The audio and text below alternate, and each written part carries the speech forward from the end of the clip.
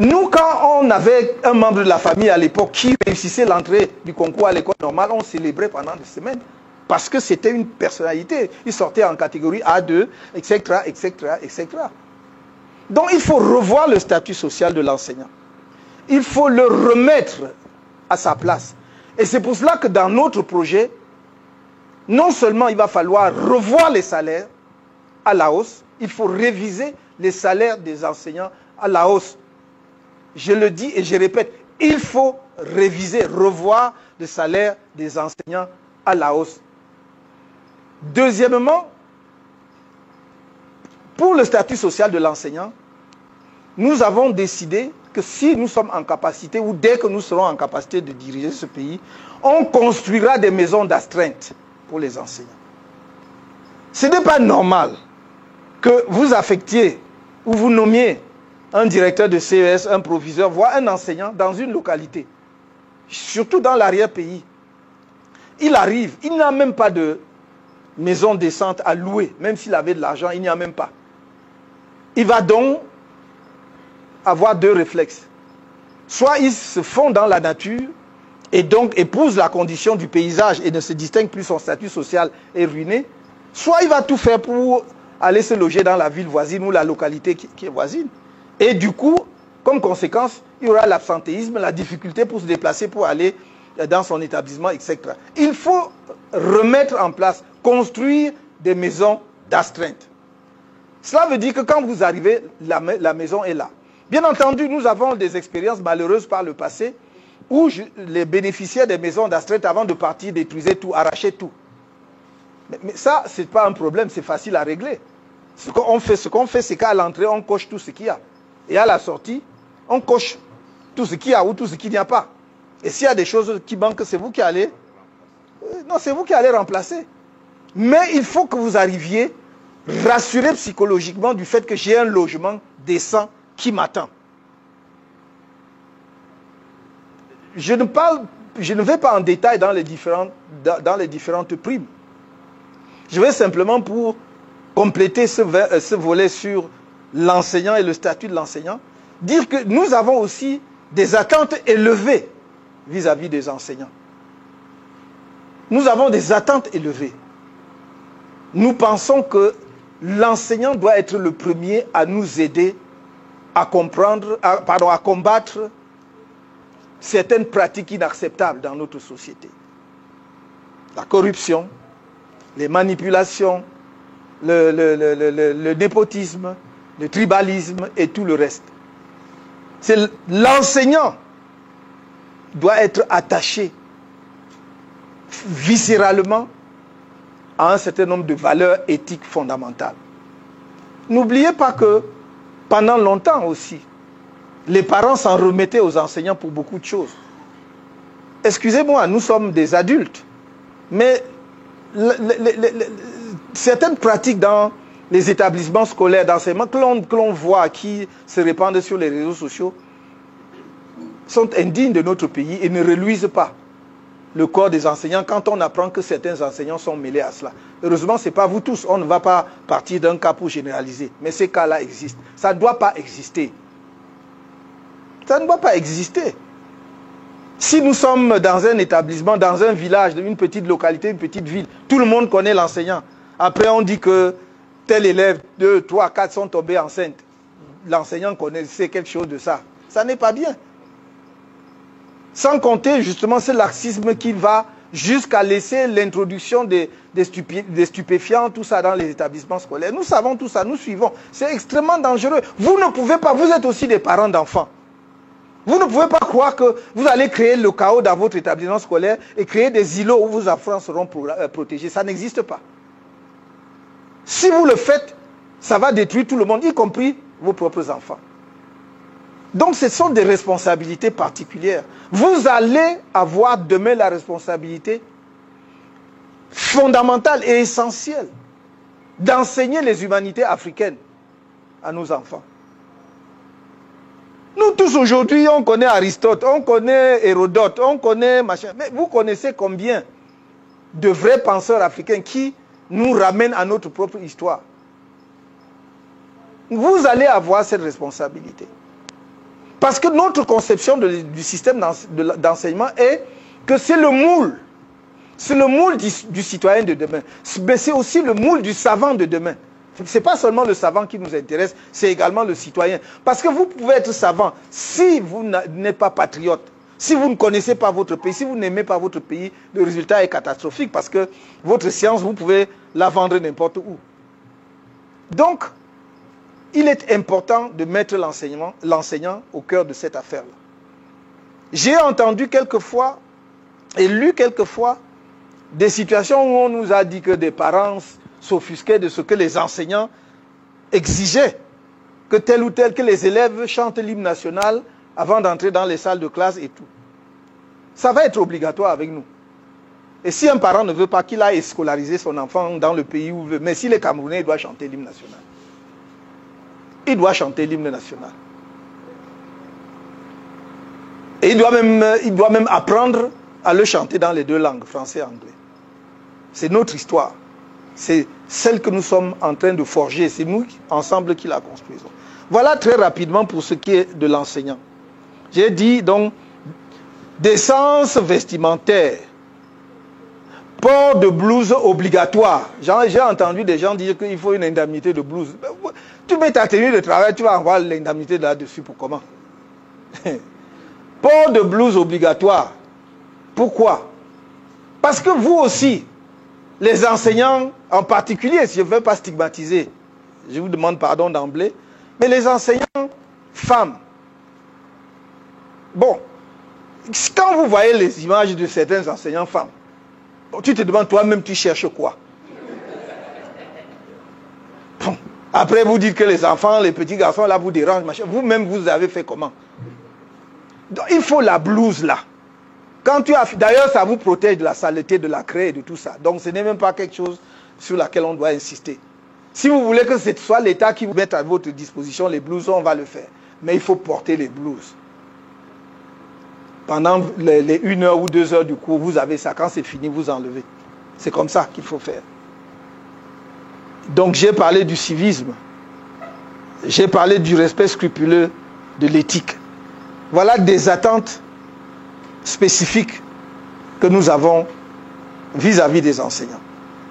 Maintenant, s'il y a des points, et le correct est là pour ça aussi, s'il y a des points particuliers tout à l'heure sur lesquels il faut insister et que nous vérifions, bien que c'est dans notre programme, nous prenons les notes. Donc, nous vérifierons si tout cela est dans notre programme ou pas. Parce que nous voulions ici, aujourd'hui, préparer ce que nous appellerons demain un pacte éducatif avec les enseignants. Un pacte éducatif. Ça va être, l'État prend sa part de responsabilité, s'engage, mais les enseignants doivent prendre les leurs. Pour que nous ayons les performances que nous attendons de notre système éducatif. On va faire un pacte. Ce que nous faisons, c'est en réalité des préalables aux futurs états généraux de l'éducation. Parce que nous voulons mettre ça dans le programme pour dire on prend en compte vos préoccupations. Mais pour que tout le corps enseignant y adhère, au-delà de ses représentants nombreux ici aujourd'hui, il faut vraiment que nous ayons des états généraux, même avec 2000, 3000 personnes. Préparés, bien préparés. C'est un pacte, c'est un engagement que je voudrais sceller avec les enseignants. Qu'un document final soit signé, engage les uns et les autres. Que nous ayons un calendrier de mise en œuvre de ce que nous allons arrêter. Que si nous avons dit que nous voulons, par exemple, un recyclage des enseignants en fonction des filières sur lesquelles nous voulons mettre l'accent, que nous disions il faut que cela soit fait dans les 6 mois, dans les 12 mois. Parce qu'au besoin, nous allons aller chercher, justement, sur le plan pédagogique, des gens qui peuvent nous permettre de concevoir des modules de mise à jour des enseignants là-dessus. C'est un projet, il s'agit d'un projet national. Dans les années, à la fin des années 90, le Cameroun était dans ce qu'on appelle les pays à revenus intermédiaires de tranche supérieure, dans laquelle se trouvait aussi la Corée du Sud. Quand j'ai dit ça un jour, les gens ont cru que je mentais. Et quand ils ont voulu discuter, je leur ai envoyé le lien pour qu'ils aillent voir sur les documents de la Banque mondiale. Le Cameroun était le pays à revenus intermédiaires de la tranche supérieure. C'est-à-dire qu'aujourd'hui, nous devions être un pays développé, industrialisé.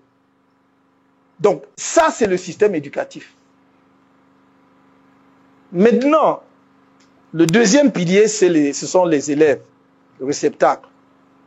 Franchement, ne nous laissons pas abuser, nous, responsables du système éducatif. Vous, en tant qu'enseignants, nous, en tant qu'acteurs politiques. Aucun pays ne se développe avec le libertinage. La discipline doit être une valeur absolue partagée. Et je dis, je vous le répète, pour nous, si nous sommes demain en capacité de diriger, il y a des choses sur lesquelles on ne transige pas. Si des parents ne veulent pas qu'on impose la discipline à leurs enfants, ils devront se débrouiller ailleurs. Et la discipline veut que les élèves arrivent à l'heure. Moi, j'ai été élève dans des lycées où lorsque vous arrivez avec 5 minutes de retard, les barrières étaient fermées. Ce n'est pas seulement la porte de la salle de classe, c'est les barrières. Vous ne pouviez même pas entrer. Au lycée, j'ai fait le lycée classique de Bafoussam, le lycée Jos de Douala. Voilà mes deux établissements scolaires. Après un an au collège Saint-Thomas. Donc c'était comme ça. À Jos, vous arrivez, vous voyez la barrière de Jos qui donne sur le boulevard, l'avenue dite de Général de Gaulle. Vous voyez, c'est fermé. Vraiment, vous devez seulement rentrer chez vous. Il n'y a même pas de débat. D'ailleurs, vous débattez avec qui? Il faut que nous arrivions à cela. Discipline, ponctualité des élèves. Respect des élèves vis-à-vis des enseignants. Quand un élève manque du respect vis-à-vis d'un enseignant, il y a le conseil de discipline. On ne doit pas commencer à demander à être gentil, machin. Non, c'est là que nous formons le citoyen camerounais de demain. Ce n'est pas lorsqu'il est déjà en responsabilité, non. C'est là. Conseil de discipline, convocation des parents. Convocation des parents. Ça, c'est ce qu'on attend des enseignants, de l'élève. S'il y a des devoirs que l'on demande aux élèves, qui doit rendre, il doit rendre. Je dis, il faut que nous arrêtions avec le laxisme, avec la compréhension, avec les demi-mesures, avec les... Bon, son père est venu me voir, sa mère est venue pleurer. Non. Nous n'arriverons à rien, je vous assure. Vous savez, vous voyez ce qu'on appelle les pays émergents aux BRICS aujourd'hui. Ce que je dis là, c'est ce qu'ils appliquent pour s'en sortir. Les pays développés, ce qu'on appelait les pays développés jusque-là, en fait, sont victimes d'un syndrome. C'est le syndrome de ceux qui sont repus. Donc, quand vous êtes déjà vraiment trop rassasié, tout ça là, vous êtes laxiste. On dit, oh, laissez les enfants, oh, c'est le droit de l'enfant, oh, ceci est monté. Non. Ce qui fait qu'un enfant chez eux a plus de droits même que tout le monde. Non, nous devons, je ne dis pas qu'il faut brimer les enfants, qu'il faut les frapper et tout ça, mais nous, la discipline, ce n'est pas nécessairement la violence. Mais nous devons imprimer la discipline. Les gens doivent savoir que quand on dit qu'on va à l'école là, on est astreint à un certain type de conduite. Le système éducatif que nous préconisons met également de grosses responsabilités sur les épaules de l'État, c'est normal. Je n'ai pas voulu insister ici sur le rôle des parents d'élèves, parce qu'il faut que les gens, nous Camerounais, comprennent que ce ne sont pas les professeurs et les maîtres dans le primaire qui peuvent tout transmettre à l'enfant. De l'autre côté aussi, les parents doivent y contribuer, concourir. Donc le rôle de l'État, c'est quoi? C'est réhabiliter le cadre éducatif. Donc construire les établissements scolaires là où il y a des besoins, réhabiliter les établissements scolaires existants, moderniser le système éducatif camerounais à travers l'adaptation aux nouvelles technologies que nous devons introduire plus tôt. Quand nous avons, comment dirais-je, interpellé ou critiqué certaines mesures, on a pensé que c'était politicien. Non. Quand on a dit qu'on pouvait acheter 500 000 ordinateurs au Cameroun, ce n'est pas pour revenir dessus. Nous avons dit et nous avons fait une déclaration en disant que non, l'argent que vous mettez dedans, vous pouvez faire 2 ou 3 usines de montage de ça ici. Et au lieu de faire une opération qui devait se limiter à une génération d'étudiants, parce qu'on disait on va distribuer les 500 000 aux étudiants de cette année-là, et les étudiants de l'année d'après, on fait comment? Or, si on avait des usines de montage au Cameroun. Non seulement vous avez un marché permanent, mais également vous pouviez alimenter tout votre système éducatif demain, y compris avec des ordinateurs de faible capacité qu'on met à la disposition des jeunes du primaire. La différence entre les Chinois, le jeune Chinois commence à coder à l'âge de 5 ans, à coder, à faire le codage informatique. Le codage, 5 ans. C'est pour ça qu'ils inventent, ils créent et tout. Leurs jeux, c'est pas seulement des jeux ludiques, ce sont des jeux où ils se forment. Donc ces structures-là doivent nous permettre effectivement de nous mettre au diapason. C'est à l'État d'investir dedans, dans ce domaine-là. Maurice Kamto propose dans ce nouveau système l'introduction de 13 années d'études primaires et secondaires avec 2 nouveaux cycles secondaires. Le premier d'une durée de 3 ans et le second de 5 ans, ponctué par 2 diplômes. Le diplôme d'accès à la spécialisation de l'enseignement secondaire pour le premier cycle du secondaire et le diplôme de fin d'études pour le second cycle du secondaire. Le tout pour un système éducatif camerounais plus professionnalisant, harmonisé et unifié sur l'ensemble du territoire national.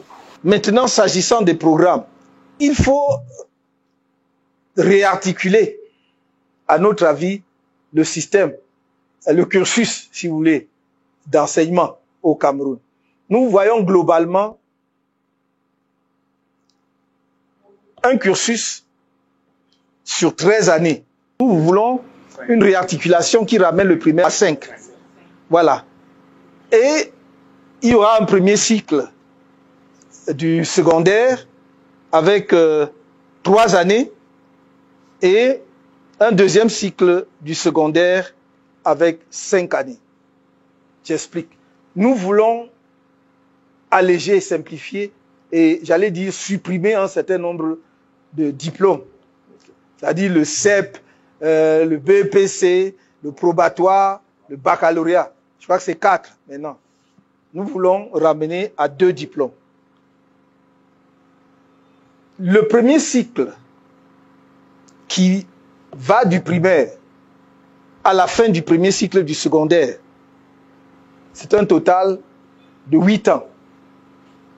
Obligatoire d'ailleurs, comme tout le cycle, mais c'est obligatoire. Au terme duquel l'élève recevra son premier diplôme d'éducation.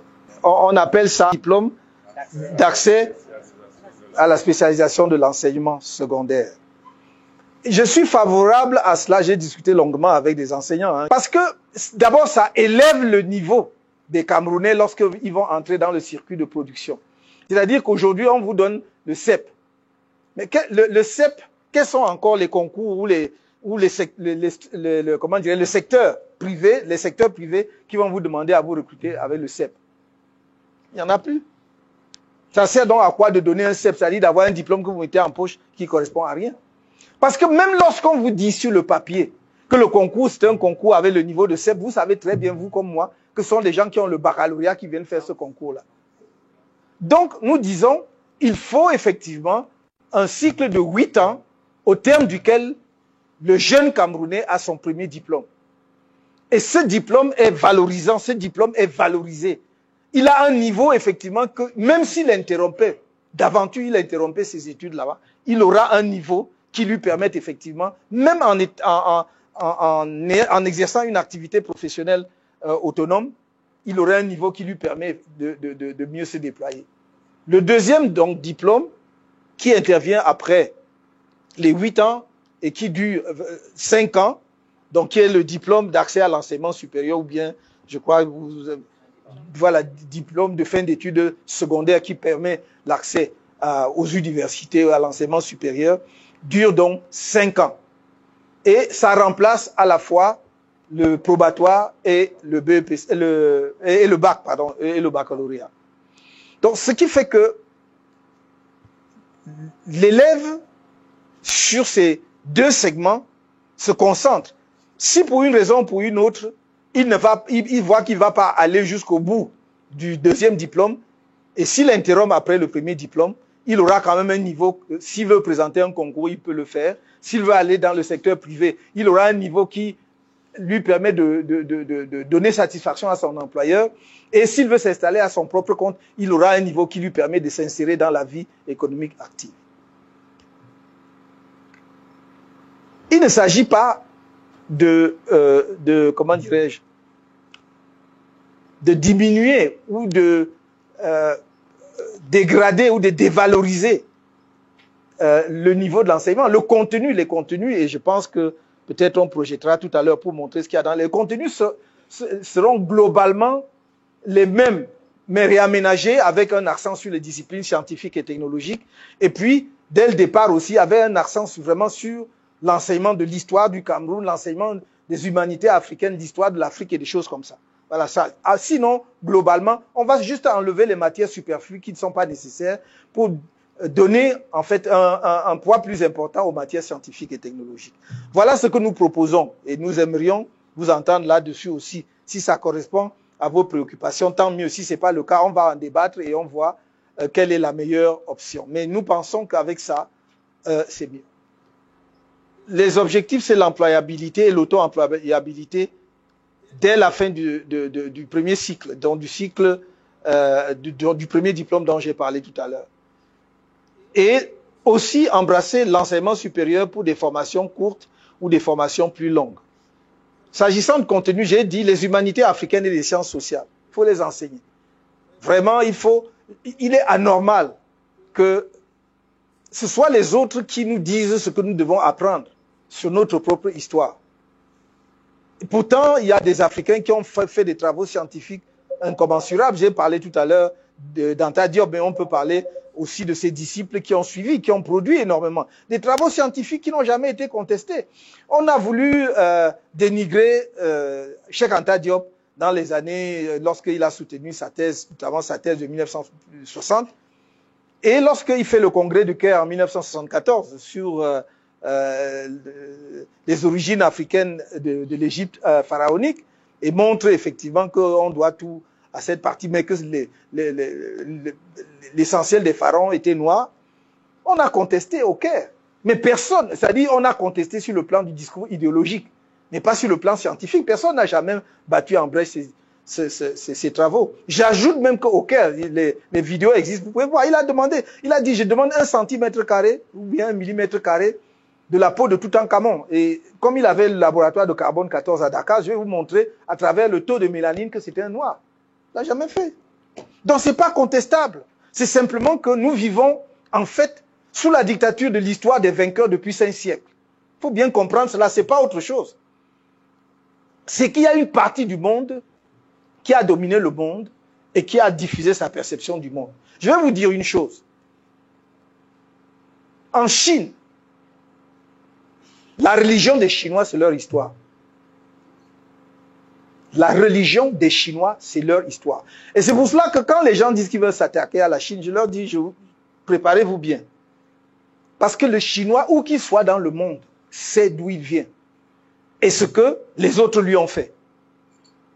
Et je dis, il n'oublie jamais qu'à la fin du 19e siècle, les Européens leur ont imposé les capitulations. Et ce que vous connaissez, nous connaissons tous la guerre de l'opium. Vous avez déjà vu un pays à qui on a fait la guerre pour l'obliger à acheter la drogue? On a fait ça aux Chinois. Et les Chinois n'oublient pas. Donc il faut que nous cessions de croire que notre histoire doit être validée par les autres. Je suis souvent étonné. Nous, je dis que, voilà, telle chose chez moi, on a fait ceci, j'avais mal, on a tué mes parents et tout. Et on me dit que non, je dois attendre que quelqu'un vienne faire l'enquête dessus, faire les commissions pour me dire que oui, c'était comme ça. Mais c'est toi qui as subi ça. Moi, je dis que c'était comme ça. Et même si je mens, laisse-moi me mentir à moi. Est-ce que je t'ai dit d'apprendre? Laisse-moi avec mon histoire. Donc, il faut que nous cessions, il faut que nous changions vraiment totalement comme disent les anglo-saxons, le mindset.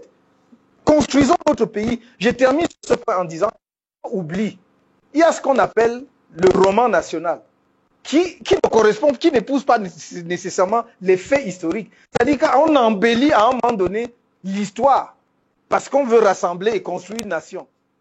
Et c'est les enseignants. Quand on parle, je me souviens, on aime bien faire référence à notre ancienne puissance de tutelle. Et la Troisième République, on l'appelait en France la République des professeurs. La Troisième République. en France. C'était la République des professeurs. Parce que c'était les grands, c'est eux qui concevaient tout. Les cabinets ministériels, c'était eux, c'est eux qui pensaient l'histoire de France. C'est eux, c'est vous les enseignants. Ce n'était pas les professeurs d'université, je souligne. C'était les professeurs des lycées et collèges. Et c'est eux qui ont élaboré l'histoire de leur pays. C'est eux qui ont enseigné ça à leurs enfants. Et c'est ça qui a fait leur force dans l'histoire. Donc, il ne faut pas vous regarder simplement comme des gens qui mendient ou quoi parce qu'ils veulent l'emploi. Non, pourquoi on réduit l'enseignant et qu'il va trouver un emploi? Non, ce n'est pas l'emploi.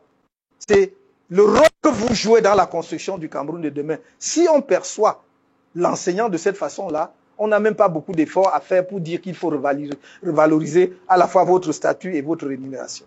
L'objectif, c'est quoi? C'est que désormais, après le premier diplôme dont nous avons parlé tout à l'heure, pour avoir le diplôme de fin d'études secondaires qui t'ouvre l'université, il faut que l'enfant ait déjà une orientation. Il faut qu'il identifie déjà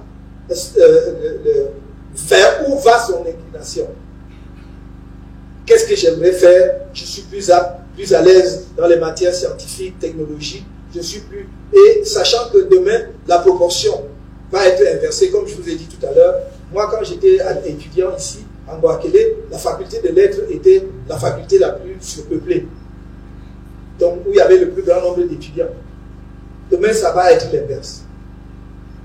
La faculté de sciences et de technologies dans les différentes universités qui existent aujourd'hui vont être celles qui vont recevoir le plus grand nombre d'étudiants. C'est pour cela que nous insistons pour qu'on introduise ces matières-là tôt, parce que l'élève va alors voir ce qui lui plaît. Je me souviens, quand on était en classe de quatrième, quand nous on était des collégiens, il y avait une matière qu'on appelait technologie. C'est plus 6 à 107. Mais c'était extraordinaire parce qu'on nous donnait le B.A.B.A. Moi, j'ai retenu aujourd'hui, jusqu'aujourd'hui, je sais que pour faire certaines choses, pour faire par exemple la perspective, oui, c'est là que j'ai appris, et c'est resté jusqu'aujourd'hui. Ce qui fait que ça m'aide, si je veux illustrer quelque chose pour quelqu'un, pour qui des chiffres, je sais comment faire la perspective cavalière. Donc, il faut introduire ces choses-là très tôt. Et pour que l'élève commence effectivement à voir là où il a des aptitudes, là où il a des préférences. Pour que lorsque maintenant il va accéder à l'enseignement secondaire, il peut être supérieur, il dit, moi je vais faire un truc de 2 ans, de 3 ans, de 5 ans, et puis c'est tout. Ensuite, il y a les enseignements à orientation professionnelle. Donc, les programmes de formation technologique, pour nous, c'est des formations de base. Mais il y a des enseignements à orientation professionnelle, de la bureautique et de la gestion administrative, de l'alimentation,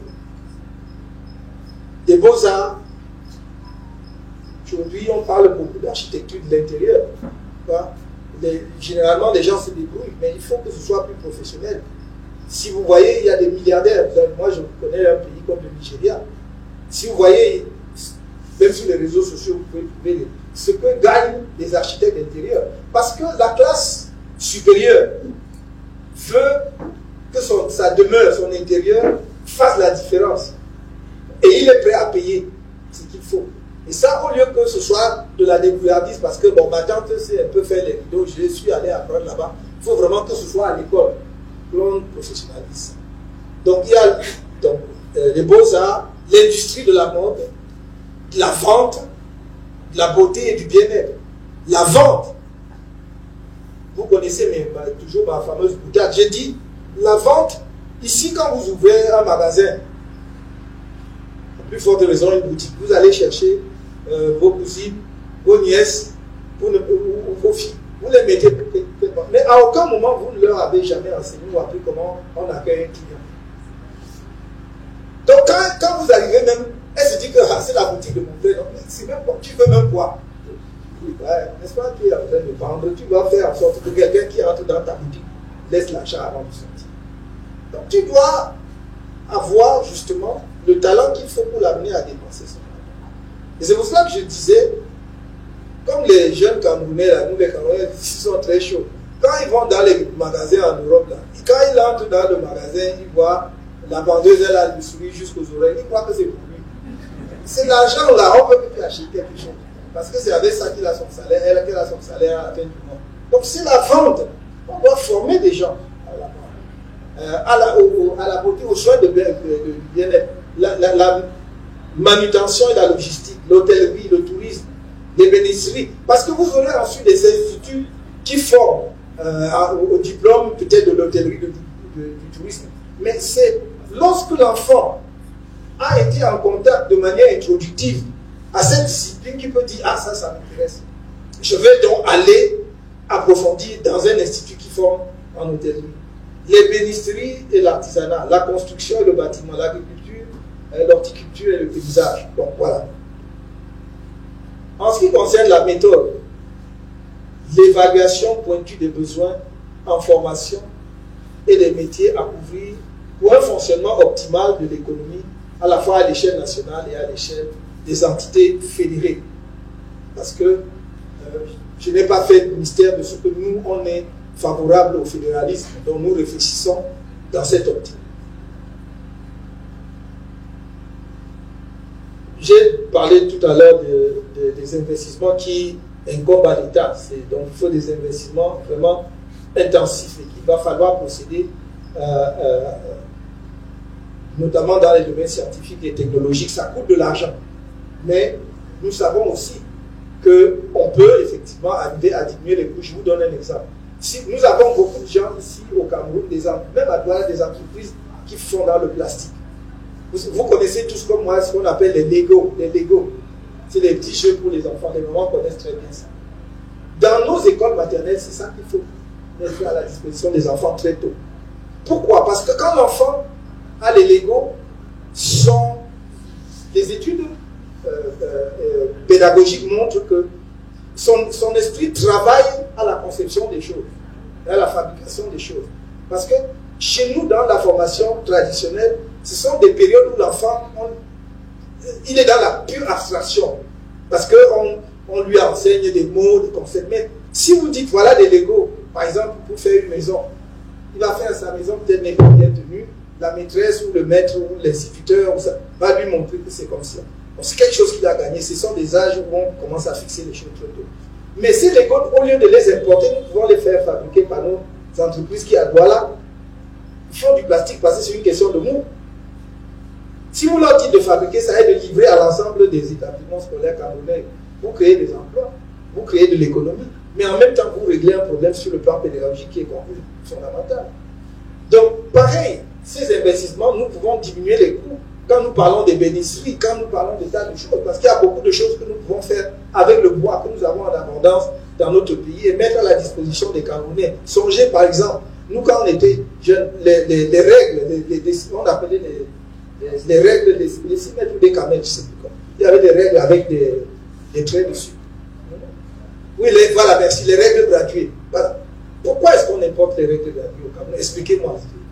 Donc, mon idée, c'est que tous ces leviers soient utilisés à la fois pour dynamiser l'économie, mais également pour rendre l'enseignement orienté vers ce que nous voulons. Donc, il faut la digitalisation, j'en ai déjà parlé tout à l'heure, formation continue des enseignants. Une de nos idées importantes, c'est que nous devons avoir des périodes, de recyclage de l'enseignant. C'est-à-dire qu'après un certain nombre d'années, pour que l'enseignant ne se sclérose pas, et qu'il en soit au niveau de connaissances qu'il avait lorsqu'il avait fait l'école normale et que depuis sa sortie, il n'a plus fait. Il faut qu'au bout d'un certain nombre d'années, nous n'avons pas déterminé encore de façon ferme. L'enseignant refasse 6 mois ou 1 an, ou des mises à jour, 3 mois, peu importe. Mais c'est important qu'il se mette à jour, qu'il soit à jour pour mieux assurer les formations dont il aura la charge. Il faut donc mettre un accent sur la créativité dans les programmes, sur la proactivité des élèves, la gratuité de l'école publique. Nous y tenons, de la maternelle au secondaire sera effective. Je dis bien la gratuité. Gratuité de l'enseignement, de l'école primaire, du premier jour jusqu'au fin du secondaire. C'est pour cela que nous avons dit qu'il faut 2 diplômes, parce que l'État va mettre tout ce qu'il faut pour que chaque Camerounais ait au moins le premier diplôme. Donc, sur les 8 ans, qu'il ait au moins ces niveaux-là. Ensuite, on va pousser en fonction des orientations, mais ce sera gratuit. Je crois que notre pays a les moyens de payer cela.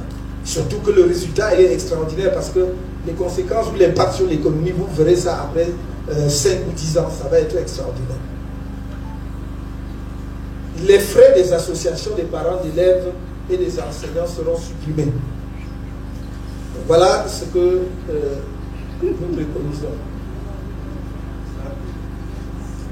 Bon, et parmi les matières enseignées, il y a l'enseignement de l'économie, il y a l'apprentissage, comme je vous l'ai dit, du codage informatique. Très tôt, on va introduire ça. Bon usage d'Internet et des réseaux sociaux. En réalité, notre pays utilise très mal les réseaux sociaux. Vous, les enseignants, vous devriez avoir accès aux réseaux sociaux. Mais sur des... On va avoir, en quelque sorte, je dirais, je n'irai pas jusqu'à dire l'Internet camerounais, mais l'État doit contrôler, en réalité, les réseaux sociaux dans le système éducatif.